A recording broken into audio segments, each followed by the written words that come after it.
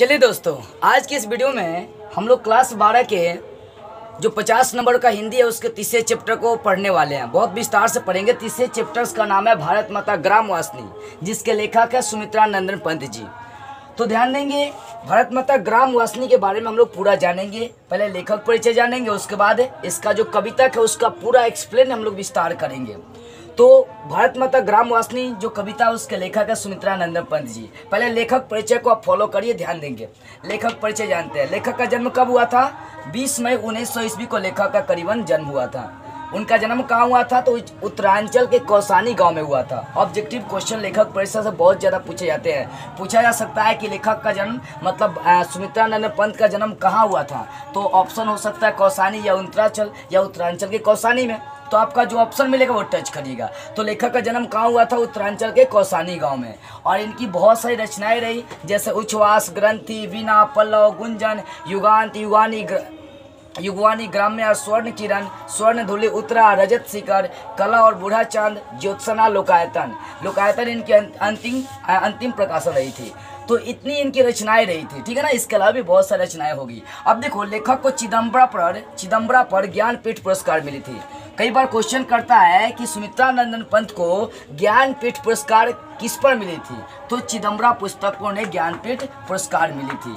और ये जो कविता आप पढ़ रहे हैं भारत माता ग्रामवासिनी, ये कहाँ से लिया गया है? तो ये ग्राम्या से लिया गया है। ग्राम्या जो इनका रचना है ग्राम्या से लिया गया है। ये जो आप भारत माता ग्रामवासिनी पढ़ रहे हैं ये कहाँ से संकलित है? तो ग्राम्या से संकलित है।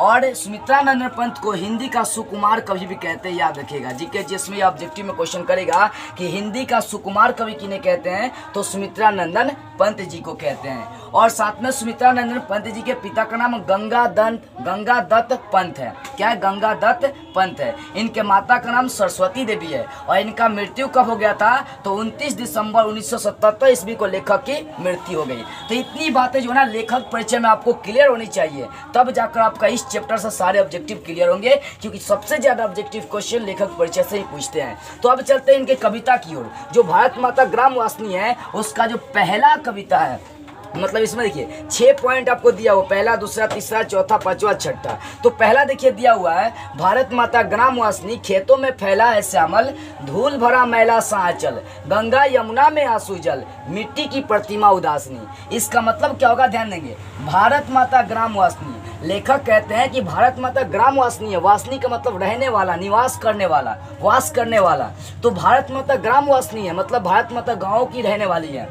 खेतों में फैला है श्यामल, धूल भरा मैला सा आंचल, गंगा यमुना में आंसू जल, मिट्टी की प्रतिमा उदासनी। लेखक कहते हैं कि भारत माता गांव की रहने वाली है और जो खेतों में किसान काम करते हैं उनका शरीर सांवला हो गया है। मतलब समझो कि खेतों में एक सांवला रंग प्रचलित हो गया है, फैल गया है, जिसके कारण से किसान जब काम करते हैं तो उनका शरीर सांवले रंग का हो जाता है। धूल भरा मैला सा आंचल, लेकिन किसान का जो आंचल है वो धूल भरा मैला सा है। और गंगा यमुना में आंसू जल, मिट्टी की प्रतिमा उदासनी। ध्यान से समझिएगा। देखिए, भारत माता ग्रामवासिनी यानी भारत माता गांव की निवास करने वाली है, चाहे गांव में रहती है। खेतों में फैला है श्यामल, भारतीय किसान जब खेतों में काम करते हैं तो उनका जो शरीर है वो सांवले रंग का हो जाता है। धूल भरा मैला सा आंचल, कहने का मतलब भारतीय किसान इतना मेहनत करते हैं फिर भी उनका जो आंचल है वो धूल भरा मैला सा है। सुबह से लेकर शाम तक वो कृषि कार्य, पशु कार्य, घर गृहस्थी से लेकर सारे कार्य करते हैं। यहाँ तक सिर्फ पुरुष ही नहीं, स्त्रियाँ भी काम करती हैं। इतने मेहनत करने के बाद भी भारत माता के जो संतान है उनका जो आंचल है वो धूल भरा मैला सा दिखाई देता है। ये लेखक कहते हैं। गंगा यमुना में आंसू जल, मिट्टी की प्रतिमा उदासनी। और ये सब देख कर भारत माता दुखी है, और दुखी है तो भारत माता की आंखों से आंसू निकल रही है और वही गंगा यमुना के रूप में, जल प्रवाह के रूप में बह रही है। ध्यान दीजिएगा। तो पहले पंक्ति के कहने का मतलब ये हुआ कि भारत माता गांव की रहने वाली है और किसान जो काम करते हैं उनका शरीर सांवले रंग का है, और इतने मेहनत करने के बावजूद भी वो आगे नहीं बढ़ पा रहे हैं। उनका आंचल जो है वो धूल भरा मैला सा दिखाई देता है। ये सब भारत माता देखकर दुखी होती है और वो आंसू बहाती है, जो गंगा यमुना के रूप में, जल प्रवाह के रूप में क्या हो रही है? बह रही है। ठीक है, समझ में आ गई होगी। क्या समझ में आई होगी? देखिए, भारत माता गाँव की रहने वाली है, भारत माता ग्रामवासिनी, भारत माता गाँव की रहने वाली है। खेतों में फैला है श्यामल, मतलब खेतों में एक सांवला रंग प्रचलित हो चुका है। जो भारतीय किसान काम करते हैं वो सांवले रंग का हो जाते हैं। इतने मेहनत करने के बाद भी उनका अंचल धूल भरा मैला सा दिखाई देता है। ये सब देख कर भारत माता दुखी होती है और वो अपने आंसू को जल प्रवाह के वो अपने आंसू को गंगा यमुना के रूप में, जल प्रवाह के रूप में प्रवाहित कर रही है, बहा रही है। ठीक है, पहले लाइन का हिंदी होगा। अब चलिए दूसरा है, दैन्य जरित अपलक न चितवन, अधरों में चिर नीरव रोदन, युग युग के तम के बिस्नन मन, वह अपने घर में प्रवासिनी। बहुत इंपॉर्टेंट और बहुत बेटर दुआ है। चल देखिए, तो बोल रहे हैं कि दैन्य जरित अपलक न चितवन। दैन्य का मतलब क्या होता है? गरीबी, दीनता भाव, मतलब गरीबी से। अपलक न चितवन, अपलक का मतलब पलक, नत का मतलब झुका हुआ, चितवन का मतलब मन, मतलब गरीबी से उनकी पलक और जो चितवन जो मन है वो झुक चुकी है। नत मीन्स क्या हो गया? झुक चुकी है। जो किसान है, जो किसान भारतीय किसान है, उनकी जो गरीबी है, गरीबी के कारण उनकी पलके, उनका मन सब क्या हो चुका है? क्रुद्ध हो चुका है, शांत हो चुका है, मतलब अवरुद्ध हो चुका है, क्योंकि गरीबी उनको बार बार टॉर्चर करती है। तो सुमित्रा नंदन पंत जी कहते हैं कि दैन्य जरित अपलक न चितवन, अधरों में चिर नीरव रोदन, युग युग के तम के बिस्नन मन, वह अपने घर में प्रवासिनी। कहने का मतलब है दैन्य मीन्स गरीबी, दीनता, गरीबी के कारण भारतीय किसान की पलक और मन जो है ना वो झुक चुकी है। अधरों में चिर नीरव रोदन, युग युग के तम के बिस्नन मन, वह अपने घर में प्रवासिनी। देखो, अंधरों में, अंधरों का मतलब अंधेरा लेकर चल सकते हैं। अंधेरे में वो क्या करते हैं? रोदन, रोदन का मतलब होता है रोना, मतलब इतने मेहनत करने के बाद भी भारतीय किसान आगे नहीं बढ़ पा रहे हैं। उनके पास गरीबी है, दीनता है, खाने तक के लिए मोहताज हैं, जिसके कारण से उनकी आंखें जो है ना रो रही है, आंसू बह रही है। भारत माता अपने संतान को दुखी देख रही है। तब भारत माता वो युग युग से अपने आप को अपने ही घर में बेगानी समझती है, प्रवासिनी समझती है। वो सोचती है कि मैं अपने ही घर में रहकर अपने संतानों की मदद नहीं कर पा रहा हूँ, इसी कारण से वो अपने आप को बेगानी समझती है। कई बार क्वेश्चन करता है कि भारत माता अपने ही घर में बेगानी क्यों बनी हुई है? तो याद रखिएगा, वो अपनी संतानों की कोई हेल्प नहीं कर पा रही है, कोई मदद नहीं कर पा रही है, इसी कारण से वह युगों युगों से अपने आप को अपने ही घर में प्रवासिनी महसूस करती है, बेगानी महसूस करती है। तो दैन्य जरित अपलक न चितवन, अधरों में चिर नीरव रोदन, युग युग के तम के बिस्नन मन, वह अपने घर में प्रवासिनी। इसका हिंदी होगा कि भारतीय किसान गरीबी के कारण उनकी जो मन है, उनकी जो पलक है झुक चुकी है और वो इतना मेहनत करने के बाद भी आगे नहीं बढ़ते हैं, जिसके कारण से उनका चीर, उनकी मुस्कान, वो सब क्या हो रही है? रो रही है। रोदन मीन्स क्या हो रही है? रो रही है, काँप रही है। तो सीधी सी बात में हम लोग ये समझेंगे कि भारतीय किसान गरीबी के कारण उनका मन और जो पलक है वो झुक चुका है और वो साथ में अंधेरों में रातों के समय रोदन करते हैं, रोने का काम करते हैं। युग युग के तम के बिस्नन मन, वह अपने घर में प्रवासिनी। और युग युग से भारत माता अपने आप को अपने ही घर में मतलब विषाद में महसूस करती है, अपने आप को विषैला महसूस करती है। इसी कारण से वो कहती है कि मैं अपने ही घर में क्या हूँ? प्रवासिनी हूँ। मतलब भारत माता अपने संतानों की कोई हेल्प नहीं कर पा रही है, कोई मदद नहीं कर पा रही है, इसी कारण से कहती है कि मैं अपने ही घर में बेगानी बनी हुई हूँ, प्रवासिनी बनी हुई हूँ। ठीक है ना? तो दैन्य जरित अपलक न चितवन, वो क्या है ना, गरीबी के कारण उनकी मन और पलक झुकी हुई है और साथ में वो क्या करते हैं? रोदन महसूस करते हैं, रोने का मतलब। और साथ ही में अंधेरों में रातों के समय वो रोने का काम करते हैं। मान लीजिए कि कोई काम करता है या जो भारतीय किसान है इतना मेहनत करते हैं फिर भी आगे नहीं बढ़ते हैं और उनके पास गरीबी दीनता उनको जकड़ कर ही रहती है, खाने तक के लिए मोहताज रहते हैं, जिसके कारण से रातों के समय उनकी आंखें रोने का काम करती है, मुस्कान रोने का काम करती है। इसी कारण से भारत माता युगों युगों से अपने आप को विषाद में वातावरण में महसूस करती है और कहती है कि मैं अपने ही घर में क्या हूँ? बेगानी बनी हुई हूँ। ठीक है? अब तीसरा देखिए दुआ है। तीसरा बहुत मस्त पंक्ति है, ध्यान दीजिएगा। 30 कोटि संतान नग्नतन, अर्ध सुधित शोषित निरस्त जन, मूढ़ सभ्य शिक्षित निर्धन, नतमस्तक तरुतल निवासिनी। ध्यान दीजिए, 30 कोटि संतान नग्नतन, अर्ध शोधित शोषित निरस्त जन, मूढ़ असभ्य शिक्षित निर्धन, नतमस्तक तरुतल निवासिनी। इसका हिंदी होगा 30 कोटि संतान नग्न तन। 30 कोटि का मतलब 30 करोड़ संतान नग्न तन है, तन का मतलब खाली है, यानी भारत माता के 30 करोड़ संतान का जो शरीर है, जो तन है, वो नग्न है, वो क्या है, खाली है। तो पहली लाइन का हिंदी देखेंगे, 30 कोटि संतान नग्न तन, अर्ध सुदित शोषित निरस्त जन, मूढ़ असभ्य शिक्षित निर्धन, नतमस्तक तरु तल निवासिनी। यानी 30 करोड़ संतान का शरीर खाली है, जिसमें से शुद्धित शोषित, मतलब कहने का मतलब अर्ध शुद्धित और अर्ध शुद्धित शोषित निरस्त जन, मूढ़ असभ्य शिक्षित निर्धन, नतमस्तक तरुतल निवासिनी। तो इसका हिंदी देखते हैं जरा सा। कहने का मतलब यही है कि भारत माता के 30 करोड़ संतान है, जिनका शरीर खाली है, नग्न तन है, जिसमें से आधे शोषित हैं, मतलब आधे भूखे हैं, उसमें शोषित है, और आधे निहते लोग हैं।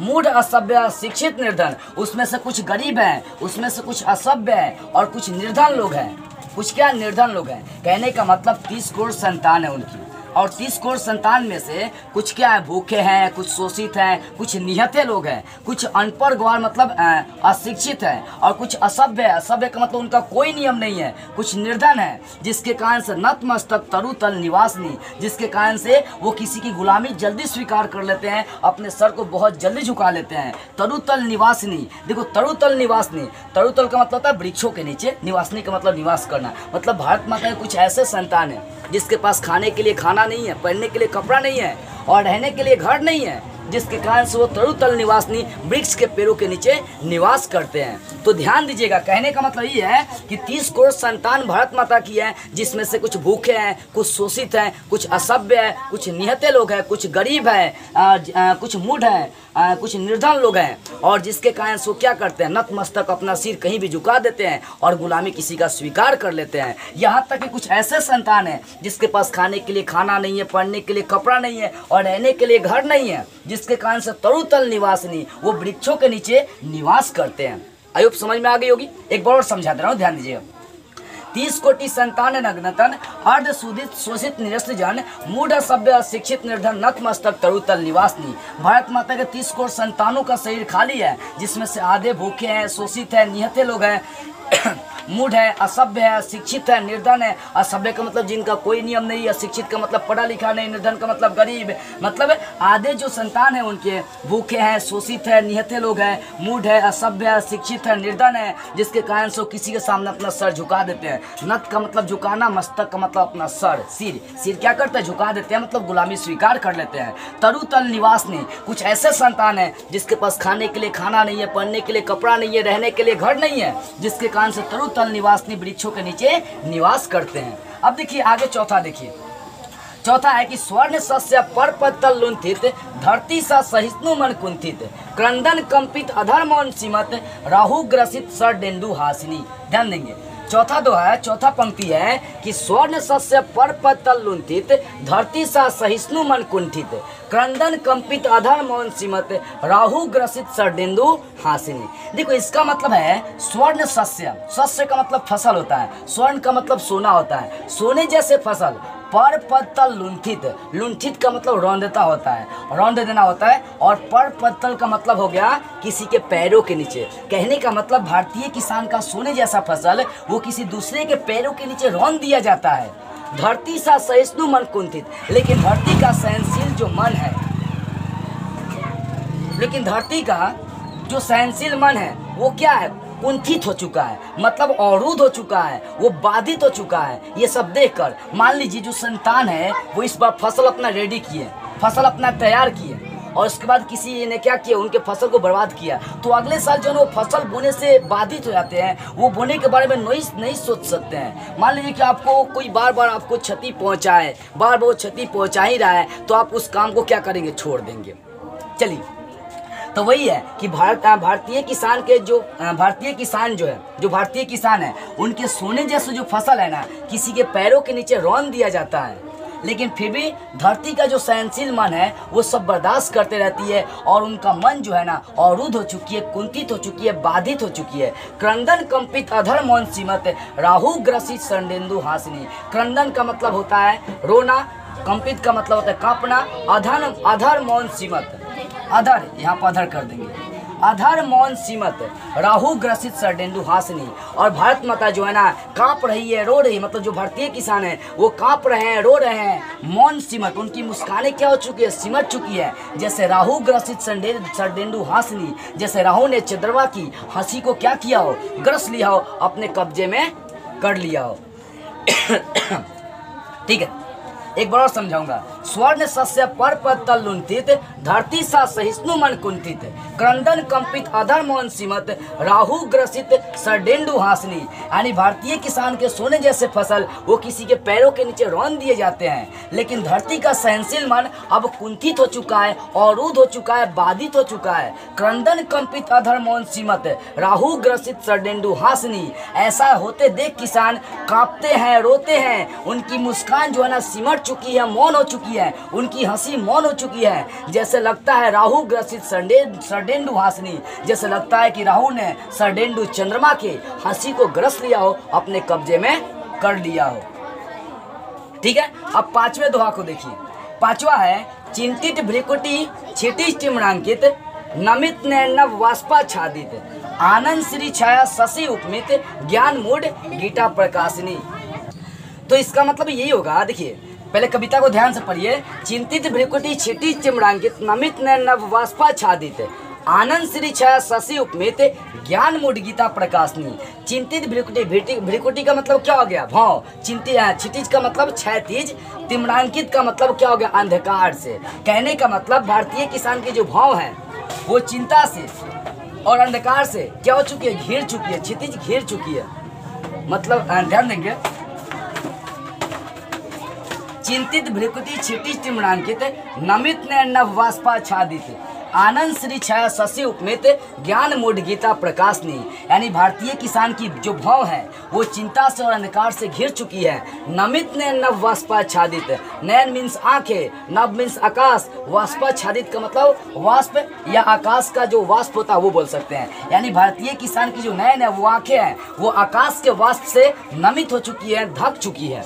ये चिंतित भ्रिकुटी क्षितिज टिम्रांकित, यानी भारतीय किसान की जो भ्रिकुटी है, जो भाव है वो चिंता और अंधकार से घिर चुकी है। नमित नैनव वाष्पाच्छादित, आनंद श्री छाया शशि उपमित, ज्ञान मूढ़ गीता प्रकाशिनी। यानी ध्यान देंगे कि भारतीय किसान की जो भाव है वो अंधकार से और चिंता से घिर चुकी है। नमित नैनव वाष्पाच्छादित, उनकी जो आंखें हैं वो नभ मीन्स आकाश के वाष्प से ढक चुकी है। आनंद श्री छाया शशि उपमित, ज्ञान मूढ़ गीता प्रकाशनी। आनंद का मतलब होता है मुखमंडल और छाया, शशि मीन्स क्या होगा, चंद्रमा। यानी कहने का मतलब है भारत माता वो चंद्रमा के मुखमंडल के समान एक गीता ज्ञान किताब की रचना करने वाले, प्रकाश फैलाने वाली है, जिसको पाने के बाद उनके संतान जो है ना विकसित हो जाएंगे, आगे बढ़ जाएंगे। ये कहने का मतलब है कि आनंद श्री छाया शशि उपमित, यानी शशि चंद्रमा के समान, चंद्रमा के मुखमंडल के समान वो क्या कर रही है, ज्ञान मूढ़ को मिटाने के लिए गीता का प्रकाश कर रही है, गीता को फैला रही है। ध्यान देंगे, बढ़िया से समझेंगे इसको। आनंद श्री छाया शशि उपमित, ज्ञान मूढ़ गीता प्रकाशनी। यानी चंद्रमा के मुखमंडल के समान वो ज्ञान को बढ़ाने के लिए, उनके अशिक्षिता को दूर करने के लिए गीता के प्रकाश को फैला रही है, गीता के प्रकाश उत्पन्न कर रही है। तो एक बार और समझिए, चिंतित भ्रिकुटी क्षितिज टिम्रांकित, नमित नैनव वाष्पाच्छादित, आनंद श्री छाया शशि उपमित, ज्ञान मूढ़ गीता प्रकाशनी। यानी भारतीय किसान के भाव चिंता और अंधकार से घिरी हुई है, उनकी जो आंखें हैं वो आकाश के वाष्प से ढकी हुई है, और साथ में वो भारत माता चंद्रमा के मुखमंडल के समान वो गीता का प्रकाश फैलाने वाली है, जिसको पाने के बाद उनके संतान शिक्षित हो जाएंगे, गरीबी से दूर हो सकते हैं। अब देखिए छठा क्या, सफल आज उसका तप संयम, पीला हिंसा स्तन्य सुधोपव, हरती जनमन भय भौतम भ्रम, जग जननी जीवन विकासनी। ध्यान देंगे, सफल आज उसका तप संयम, पीला हिंसा स्तन्य सुधोपव, हरती जनमन भय भौतम भ्रम, जग जननी जीवन विकासनी। देखो, सफल आज उसका तप संयम, यानी सुमित्रानंद पंत कहते हैं कि आज भारत माता की जो तपस्या है वो सफल हो चुकी है। मतलब भारतीय किसान भारत माता चाहती थी कि मेरी जो संतान है आगे बढ़े, गरीबी रेखा से आगे निकले, गरीबी को मतलब क्या करे, वो गरीबी से लड़े और उससे आगे बढ़ जाए। तो कहते हैं सुमित्रानंद पंत कि भारत माता की तपस्या आज सफल हो चुकी है। पीला अहिंसा स्तन्य सुधोपव। भारत जो माता है वो अहिंसा रूपी अपने छाती का अमृत पान कराकर, छाती का दूध पिलाकर उन्होंने क्या किया, कुछ संतानों को कुछ जन्म दिया, जिन्होंने क्या किया, बहुत तरह की क्रांति लाकर भारतीय किसान को आगे बढ़ाने का काम किया। हरती जन मन भय भवतम भ्रम जग जननी जीवन विकासनी। और भारत माता जन का मतलब लोगों के अंदर, लोगों के मन के भय, भाव, अंधकार और भ्रम को क्या कर लेती है, हर लेती है। इसी कारण से वो जगजननी कहलाती है और जीवन को विकास की ओर ले जाने वाली भारत माता जगजननी के नाम से कहलाती है। एक बार और, सफल आज उसका तपस्यम पीला अहिंसा स्तन्य सुधोपव हरती जन मन भय भवतम भ्रम जग जननी जीवन विकासनी। आज भारत माता की तपस्या सफल हो चुकी है, सुमित्रा नंदन पंत जी कहते हैं। लिखेंगे कि सुमित्रा नंदन पंत कहते हैं कि भारत माता की तपस्या सफल हो चुकी है, क्योंकि भारत माता अहिंसा रूपी अपने छाती का दूध पिलाकर बहुत सारे संतानों को जन्म दिया, जो बहुत तरह की क्रांति लाकर किसानों के पीड़ा को दूर करने का काम किया। हरती जन मन भय, भारत माता लोगों के मन के भय, भाव, अंधकार और भ्रम को हरती है और उनके जीवन को विकास की ओर ले जाती है। इसी कारण से वो जगजननी कहलाती है। लिखेंगे सुमित्रा नंदन पंत जी कहते हैं आज भारत माता की तपस्या सफल हो चुकी है और भारत माता अहिंसा रूपी अपने छाती का दूध पिलाकर कुछ ऐसे संतानों को जन्म दिया जो तरह तरह की क्रांति लाकर किसानों की पीड़ा को दूर करने का काम किया। और साथ में भारत माता लोगों के मन के अंदर जो भय है, जो अंधकार है, जो भाव है, जो भ्रम है, सबको हरने का काम करती है और जीवन को विकास की ओर ले जाने का काम करती है। इसी कारण से वो जगत जननी कहलाती है। तो इस तरह से आपका ये जो चैप्टर है भारत माता ग्रामवासिनी आपका क्लियर हो गया। तो बस आज की इस वीडियो में इतना ही। अगले वीडियो में अगले चैप्टर के साथ हम लोग फिर मिलेंगे।